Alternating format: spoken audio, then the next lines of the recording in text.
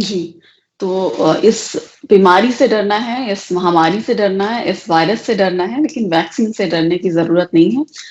साथ ही डॉक्टर नीरज निश्चल, मेरा आखिरी सवाल आपसे यही होगा कि लोगों में कैजुअल अप्रोच हो गई है। लोगों को लगता है कि अब तो शायद जो कोविड है अब नहीं रहा।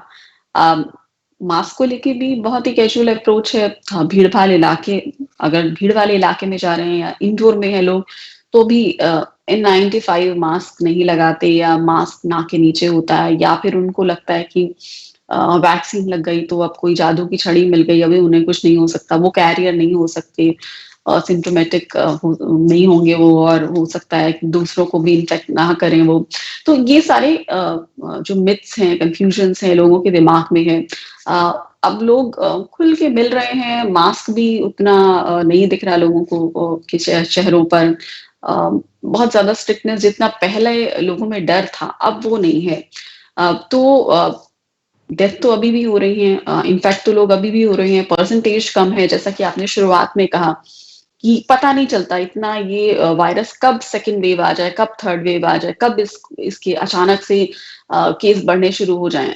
तो सावधानी कब तक बरतने की जरूरत है, और क्यों अभी बहुत अलर्ट रहने की जरूरत है, क्योंकि शायद लोग अब इतना कैजुअल हो गए हैं। नहीं, ये मैं फिर से सबसे यही रिक्वेस्ट करूँगा, जो हमने बाकी जो डेवलप्ड कंट्रीज़ से जो सीख ली है, चाहे वो यूके जी। हो, बाकी यूरोपियन कंट्रीज़ हो, साउथ अमेरिकन कंट्रीज़ हो। शुरू में लगा यूरोपियन कंट्रीज़ ने चीज़ों को कंट्रोल कर लिया, लेकिन उन्होंने वहाँ के लोगों ने थोड़ी लापरवाही की और आप सिचुएशन देख रहे हैं कि कितना वापस से किस तरह से वहाँ पे लॉकडाउन लगाने की ज़रूरत पड़ गई, सारी चीज़ें बंद करने की ज़रूरत पड़ गई, इतने ट्रैवल रिस्ट्रिक्शंस लगाने पड़ गए। इतनी मोर्टेलिटी, इतनी डेथ्स हुई। तो ये एक बीमारी, जैसे हम बार-बार यही रिपीट कर रहे हैं कि इस बीमारी में एक समंदर की तरह जो लहर आती रहती है, उस तरह की लहर हम एक्सपेक्ट कर सकते हैं नंबर ऑफ केसेज़ में। थोड़ी भी लापरवाही हमने की, हम बिल्कुल हम केसेज़ गड़बड़ होने शुरू हो जाएँगे। प्राइम एग्ज़ाम्पल दिल्ली का अगर आप लें, अगस्त के फर्स्ट वीक तक चीज़ें लगा के चीज़ें कंट्रोल हो रही हैं। उसके बाद में लोगों ने सावधानी शायद बरतनी कम की, तो फिर अचानक से एक वेव आया जो लगा कि अब ये कैसे कंट्रोल होगा।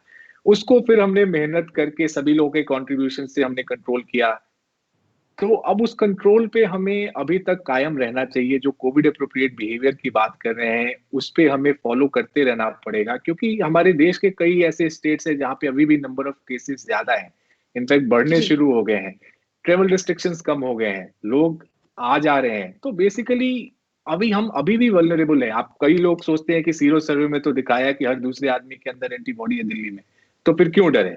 तो ये हर्ड इम्यूनिटी के बारे में लोग थोड़ा-सा कन्फ्यूज़्ड है। हर्ड इम्यूनिटी इतनी सिंपल चीज़ नहीं है कि वो 50% लोगों में एंटीबॉडी आ गया और सभी सुरक्षित हो गए।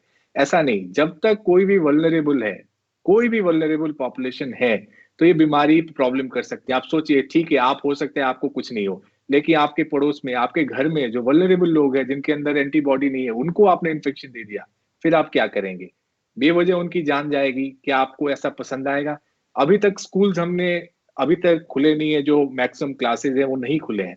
तो रियल चैलेंज जो हमारे सामने असल में दिखेगा जब स्कूल्स फिज़िकली शुरू हो जाएँगे सभी क्लासेस के लिए, तो क्या जी। होता है, क्या आउटब्रेक कैसी होती है। तो इसलिए बहुत ज़रूरी है कि ये कोविड एप्रोप्रिएट बिहेवियर न सिर्फ़ आप खुद फ़ॉलो करें, आप अपने बच्चों को भी सिखाएँ, क्योंकि वन्स एक बार स्कूल खुलेगा, तो उन्हें कोविड एप्रोप्रिएट बिहेवियर फ़ॉलो करना पड़ेगा। तो मैं यही रिक्वेस्ट करूँगा कि बिल्कुल लापरवाही नहीं करें, वापस से सिचुएशन गड़बड़ हो सकता है। तो जब तक इस देश से हम इस बीमारी को बाहर नहीं कर देते, सभी को सावधान रहने की ज़रूरत है। Covid appropriate behaviour should be way of our life, उसको हम अभी इग्नोर नहीं कर सकते हैं। जी, physical distancing, Covid appropriate behaviour should be way of our life. और जिस तरह आपने कहा कि सीरो सर्वे की अगर हम बात करें कि दिल्ली में हर दूसरे बंदे में एंटीबॉडीज विकसित हो गई हैं, लेकिन मेरी एक बहुत ही सीनियर जर्नलिस्ट से बात हो रही थी, वो उन्होंने यही कहा कि क्या पता हम अभी कुड बी अदर 50% जिनमें नहीं हुई है, तो हमें सावधान रहने की जरूरत है।